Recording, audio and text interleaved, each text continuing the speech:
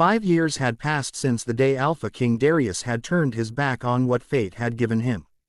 In a world where wolves were bound by the unbreakable ties of destiny, rejecting a mate was more than cruelty, it was an act that scarred souls. But the moment he had seen that fragile, blind Omega trembling before him, his heart, hardened by years of ruling with an iron fist, had chosen pride over compassion. The court had whispered in disbelief, and the pack had silently judged, but Darius had lifted his chin high and spat the words that would haunt him for years to come. I do not need a weak mate. The Omega's name had been Elyon. His pale eyes, clouded with blindness, had nevertheless held a depth that had unsettled the Alpha King. But Darius had convinced himself that an Alpha King needed a partner of strength, someone who could stand beside him and bear the burden of ruling. An Omega like Elyon, fragile and blind, would only drag him down. And so, without hesitation, he had rejected him, tearing apart the bond the moon goddess herself had chosen. Elyon had stumbled out of the grand hall that day, tears streaming down his face, and was never seen again in the kingdom of Lycara. Darius had thought he would forget him, that time would erase the memory of the boy's soft voice calling his name. But he was wrong. For 5 years, every night, his dreams brought Elyon back. Sometimes he saw him standing in the darkness, silent and unreachable. Other times, he heard the sound of a child's laughter, distant and bittersweet, echoing through halls that were otherwise silent. Darius would wake with sweat clinging to his skin, his chest tight, and his wolf restless. His advisors urged him to take a chosen mate, someone suitable, someone strong. Yet every time, he found himself refusing.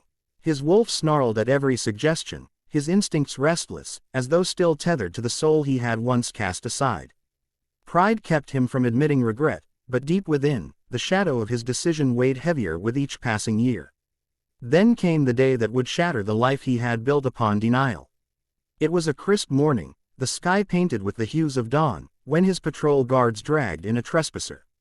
A small boy, no more than 4 or 5 years old, stood in the middle of the throne room. His clothes were worn, his cheeks smudged with dirt, yet his chin was lifted with a strange, quiet courage. Darius narrowed his eyes, intending to dismiss the matter quickly, until the boy looked up. In that instant, the Alpha King's breath froze in his chest. The boy's eyes, gods, those eyes, were like mirrors of his own. Dark, stormy blue with a flicker of gold in the depths, the unmistakable mark of the royal bloodline. Darius rose from his throne, his wolf surging forward with an intensity that made the air crackle. Who are you? He demanded, his voice rougher than he intended. The boy did not flinch. He stood tall, too tall for someone his age, and answered with a clarity that sent shivers down Darius's spine. My name is Kale. My mother told me never to come here. But I had no choice. The boy's voice carried a strange maturity, a weight that no child should bear. Darius's eyes narrowed. Your mother? He asked, but his wolf already knew. The scent clinging to the boy, faint but undeniable, was one Darius had tried for years to forget. Elyon. A murmur rippled through the court, and Darius's chest tightened as the truth loomed before him. This boy, this child with eyes like his own, was his. A son he had never known. His first instinct was denial. It couldn't be possible. The bond had been severed, Elyon had been gone for years, and yet here stood living proof of the mistake that had defined his life. Darius's hands clenched into fists. Where is your mother? He asked, his voice softer now, almost pleading. Kale's lips pressed into a thin line. He's gone, the boy said simply. And it's your fault. The words struck like a dagger. For a moment, Darius felt as though the throne beneath him had vanished, leaving him in free fall. His wolf howled in agony, the sound echoing in the depths of his mind. He struggled to breathe, his chest tight. Elyon, gone. He wanted to deny it, to demand proof, but the raw pain in the boy's eyes told him it was true. Darius lowered himself from his throne and stepped closer, the court watching in stunned silence. He knelt before the boy, his towering frame shrinking for the first time in years. Kale, he whispered, the name heavy with longing.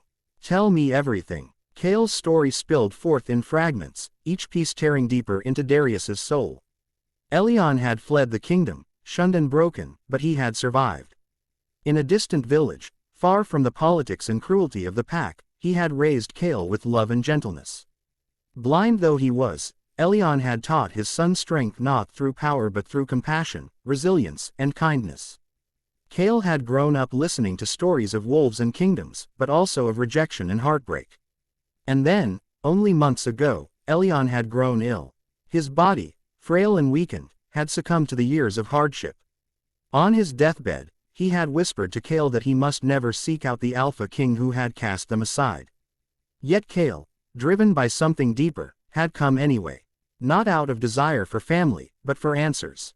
"I want to know why," Cale said, his small fists clenched. "Why did you throw him away? Why did you hurt my mother?" Darius could not answer. For the first time in his reign, the Alpha King felt powerless. His pride, his titles, his strength, all meant nothing before this boy who bore his blood. Shame burned through him, and memories of that fateful day resurfaced with merciless clarity.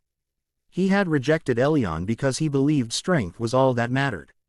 Yet standing before him was the living proof of a different kind of strength, one born not of dominance but of survival and love. His chest ached with a regret that words could never repair. "I was a fool," Darius admitted at last, his voice breaking. "I thought I was protecting the kingdom. But I was only protecting my pride. And for that, I lost the one thing I should have treasured most." Cale's eyes softened slightly, but his shoulders remained tense. "You can't bring him back," he said, his voice trembling. "You can't fix it." The truth in his words was merciless. Darius reached out, his hand hovering in the air, uncertain if he had the right to touch his own son. "No," he whispered, "I can't. But I can be here for you. I can protect you, if you'll let me." Cale hesitated, his young face torn between anger and longing. For a long moment, silence hung in the air, heavy and unyielding. Then, slowly, Cale nodded. "You'll have to prove it," he said. And so began the redemption of the Alpha King.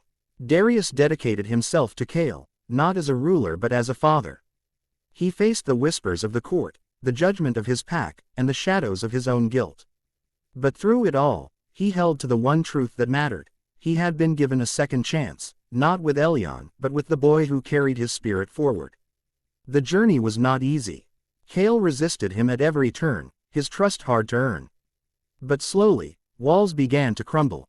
Late at night, Darius would tell him stories of battles fought and victories won, and Cale would listen with quiet fascination. In turn, Cale shared memories of Elyon, how he sang lullabies softly, how he laughed despite his pain, how he never once let blindness define him. Each memory was a blade of grief, but also a balm, a way of keeping Elyon alive in their hearts. Over time, father and son forged a bond, fragile yet unbreakable. Darius knew he could never erase the past, but he vowed to shape the future. For Cale, he would be better. For Elyon, he would honor the love he had once rejected.